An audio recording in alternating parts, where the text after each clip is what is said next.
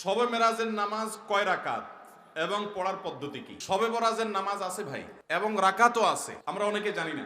শবে মেরাজের নামাজ হলো 5 ওয়াক্ত। কয় ওয়াক্ত? শবে মেরাজ উপলক্ষে বা মেরাজকে কেন্দ্র করে প্রতিদিন 5 ওয়াক্ত নামাজ পড়তে হবে, কারণ এই 5 ওয়াক্ত নামাজ কোত্থেকে আসছে? অতএব এটা মেরাজ উপলক্ষের নামাজ বলা যায়, মেরাজকে কেন্দ্র করে এই নামাজ আসছে, তাই না? অতএব মেরাজের নামাজ বলতে যদি কিছু থাকে তাহলে সেটা হলো কোন নামাজ? 5 ওয়াক্ত নামাজ। আর 5 ওয়াক্ত নামাজের রাকাত সংখ্যা নিয়ম তো জানা আছে, তাই না? অতএব তাহলে আর মেরাজের নামাজের আলাদা নিয়ম না বললেও চলবে। আমাদের দেশে অনেকে মনে করেন না, মেরাজের রাত্রে আলাদা নামাজ আছে, 2 রাকাত 2 রাকাত করে এত রাকাত, এই সূরা এতবার, ওই সূরা এতবার, এরকম কোন নামাজের কথা হাদিসে বর্ণিত হয় নাই। নবী করিম সাল্লাল্লাহু আলাইহি ওয়াসাল্লাম মেরাজ হয়েছে, সেটা সত্য, বরং মহাসত্য।